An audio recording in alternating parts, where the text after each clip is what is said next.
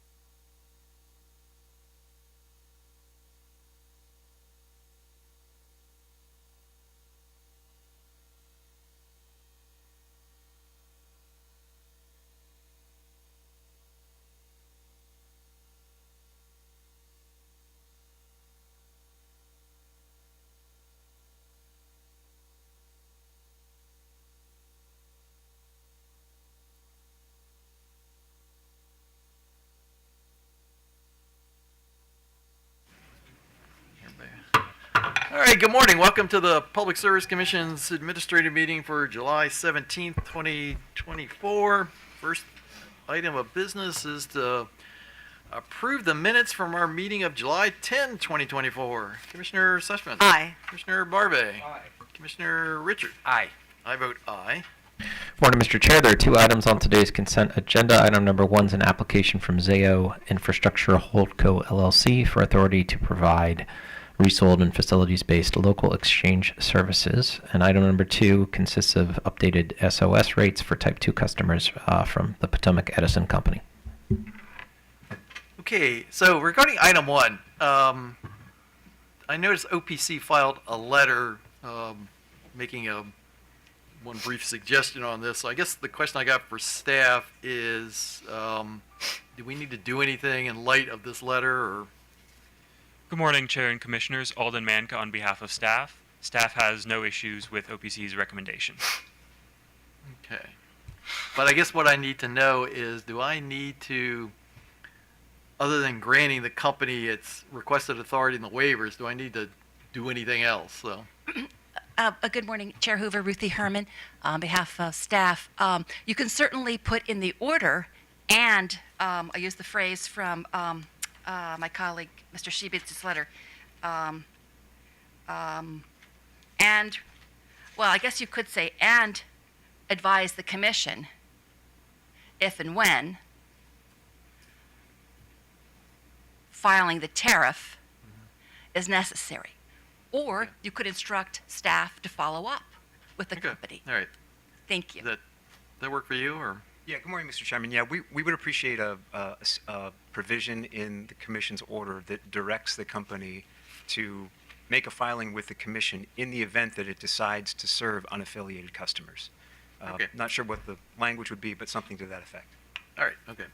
So I move that we grant the, and regarding item one, I move we grant the company the requested authority and grant the company the requested COMAR waivers, but instruct staff to contact the company that should they decide to file or serve unaffiliated customers, that they will file a tariff in that accord. Commissioner Sussman. Aye. Commissioner Barbe. Aye. Commissioner Richard. Aye. I vote aye.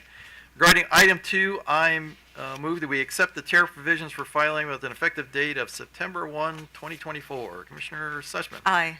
Commissioner Barbe. Aye. Commissioner Richard. Aye. I vote aye. Item number three on the administrative agenda is a request from the Potomac Edison Company to extend the operational deadline for the Town Hill Energy Storage Pilot Project.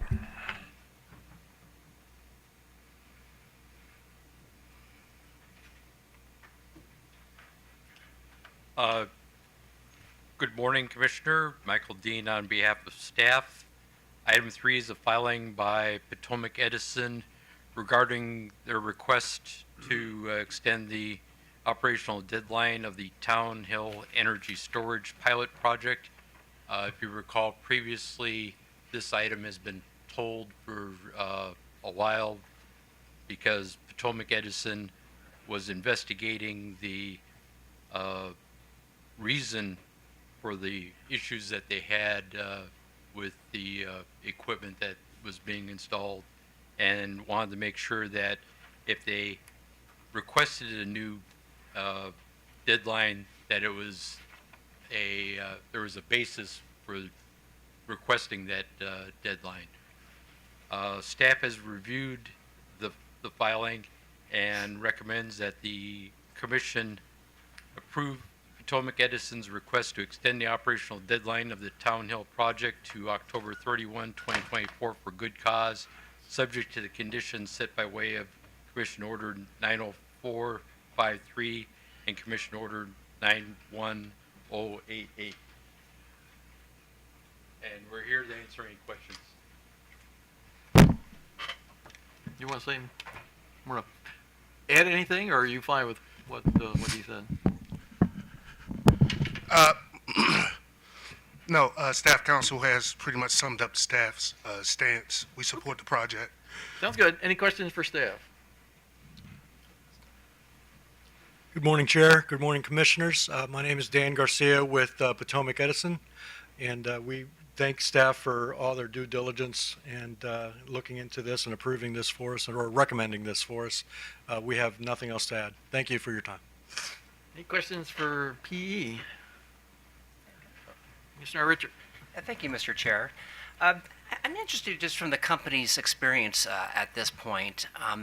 It seems that even with some of the smaller, more modest projects we have here, you look around the country and there's almost, I think at this point, 4.5 gigawatts of storage energy online, and a couple, I think, just was doing some research this morning at EIA and with the American Clean Power organization, ACP. They also indicate that we have another 2.5 gigawatts that are expected to come online in just the next 2 years. So can you just get inside why are it seems that we're struggling here in Maryland with some of these projects, and I just want to understand why that is.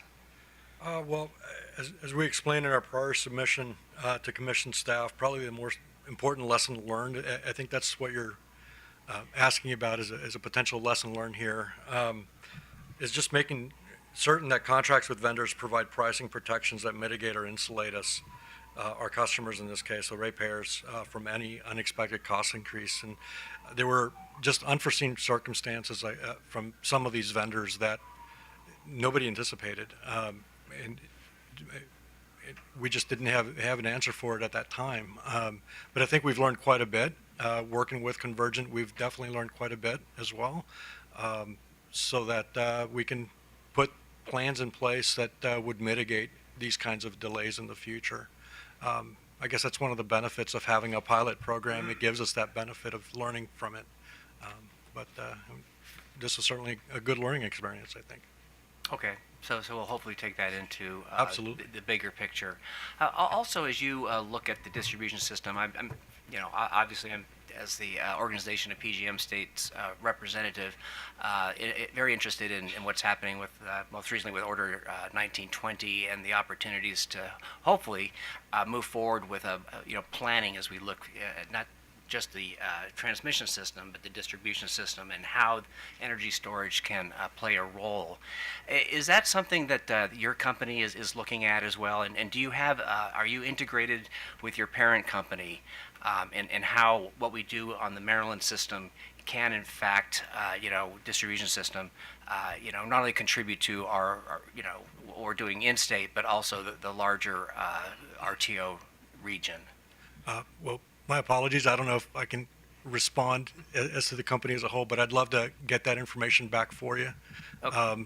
If you don't mind, just give me some time. I'll reach Okay. back out to our rest of the teams around our footprint. Okay, that's good. I'm very interested in that because, we're Absolutely. trying to, again, as PJM states, work, not only as we look at what's going to require for compliance with 1920, but we're looking at holistic, hopefully, opportunities if we have a planning regime, and storage can play a very big role in that. So we can do things, regional, at the RTO level, but I think we need to be ready in Maryland to be able to offer solutions to when we have that opportunity. So again, I would very much welcome that opportunity. If you could go back to not just your company but also your parent company to figure out how we can again as a commission work collaboratively so we can make that a reality. So thank you. Yes, Commissioner, I'd love to. Thank you, Mr. Chair. Commissioner Slushman. Yes. So just to follow up on your conversation with Commissioner Richard, if you can go back and be a little bit more specific about where you see opportunities for storage for the company. I mean, as Commissioner Richard pointed out, there's an enormous amount of potential, but also a lot of companies that are way ahead of you in terms of seeing opportunities for storage for purposes of grid support, not just sort of generation support. And so what are the plans for PE going forward the next year or two or three in terms of deploying grid storage for these opportunities. So maybe a little bit more detailed in terms of what are your plans. So this is this pilot, and that's fine. But are we going to wait several years for the results of the pilot before PE takes the next step? I think that's something that I think I would be interested in knowing. Would you like this in the form of a report? Would you like for me to draft something up and send it to the commission? How would you like this delivered to you? Mr. Chair? Yeah, I guess if you want to maybe incorporate, well, let me ask you this question. Can you encompass both requests in your follow-up, or do you need a little more time for one than the other? I'm going to need a little bit of time to just gather all the information that I Sure. can, because I do think there's a few different questions here. Right. And also a few different business groups internally that we'd have to speak with and get information from. So if I could just have a little bit of time, Sure. I'd be more than happy to have a response that's thoughtful and meaningful to the commission. Okay, that'll work for us. Yes, so. thank you. Thank you. Thank you. Anybody else? Okay, with that, I move we approve the company's request to extend the operational deadline of its Town Hill project to October 31st, 2024, for good cause pursuant to Public Utilities Article 7-216 H6-2I, and subject to the conditions set under the Commission Order Number 90453 and Commission Order Number 91088. Commissioner Sussman. Aye. Commissioner Barbe. Aye. Commissioner Richard. Aye. I vote aye. Mr. Chair, item number 4 is a request from Washington Gas Light Company to revise its STRIDE surcharge. Good morning, Mr. Chair and Commissioners. Evan Thomas on behalf of staff. I'm with the Telecommunications, Gas, and Water Division, and with me is Tanika Alexander with the Accounting Investigations Division. On June 7th, 2024, Washington Gas and Light Company filed a request to revise its Strategic Infrastructure Development and Enhancement, or STRIDE, surcharges to reflect the outcome of its most recent base rate case, case number 9704. The company's approved 2024 STRIDE surcharges assumed that STRIDE plant would be based on end-of-period plant as of July 2023, which was consistent with its application in case number 9704. The revised surcharges reflect the Commission's decision in case number 9704 to move the average plant balances for the test year, which was calendar year 2022, into base rates and out of the STRIDE surcharge rather than the company's approach. As indicated in the staff comments, staff reviewed the company's updated 2024 STRIDE revenue requirement and surcharge calculations and determined they both are correct. Overall, the company proposes to bill the surcharge caps for the remainder of the year, and staff recommends that the Commission accept the company's revised STRIDE surcharges for filing to be effective August 1st, 2024. Thank you, and we're available for questions. Any questions for staff? Spencer Nichols on behalf of Washington Gas. We appreciate staff's review. Thank you. Okay, any questions for WGL? Alrighty. With that, I move we accept the company's revised STRIDE surcharges for filing with an effective date of August 1st, 2024. Commissioner Sussman. Aye. Commissioner Barbe. Aye. Commissioner Richard. Aye. I vote aye. Mr. Chair, item number 5 is a request from Biggs Ford Solar Center LLC for approval of a decommissioning plan. Good morning, Mr. Chair, Commissioners.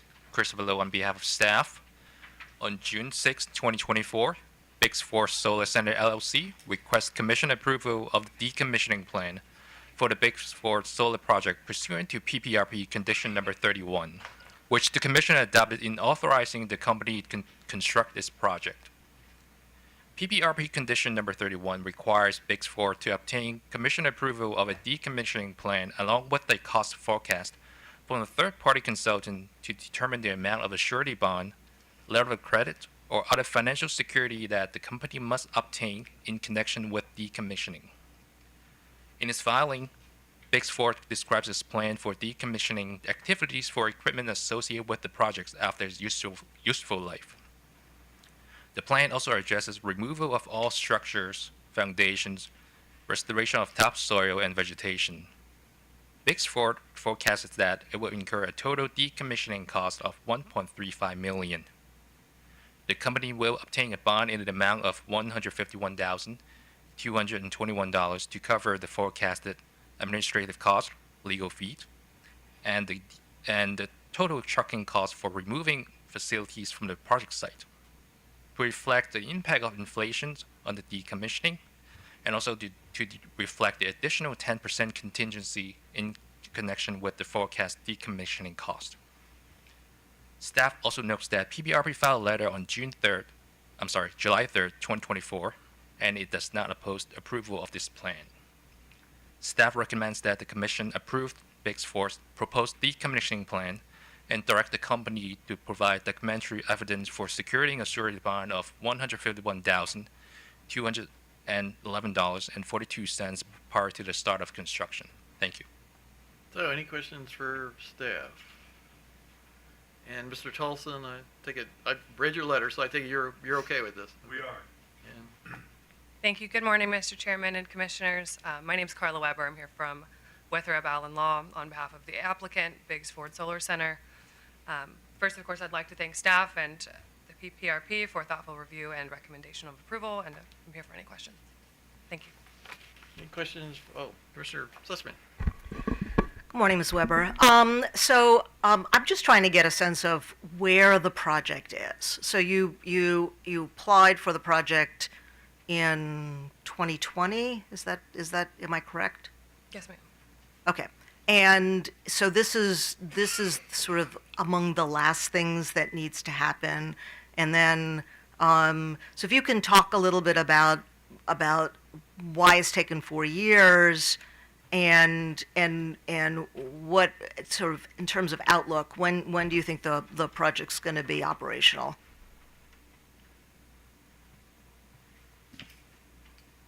Ma'am, we definitely are in the home stretch of this project as far as an actual timeline. I apologize, I don't have a specific answer for you, but I am happy to check with both. Well, which answer to which question? I have two questions. Sort of the delay question and then the operational question. And if you don't know the answer to that, if you could just get that information Yes, to us. I will. Happy to have that for you by the end of the week. That's fine. Okay, thank you. Anybody else? Oh, Commissioner Yeah. Richard. Yeah, just one question. Thank you, Mr. Chair. And I don't want to put you on the spot. It sounds like there may not be company subject matter experts here on decommissioning, but I am interested. I mean, that it appears that the resale of the components, according to the information provided, would actually more than cover the cost of decommissioning. Is that something that are there examples in our country now of projects where that has occurred? I mean, is that something based on real world experience at this point, or is that just estimates of what we think is going to happen in the future?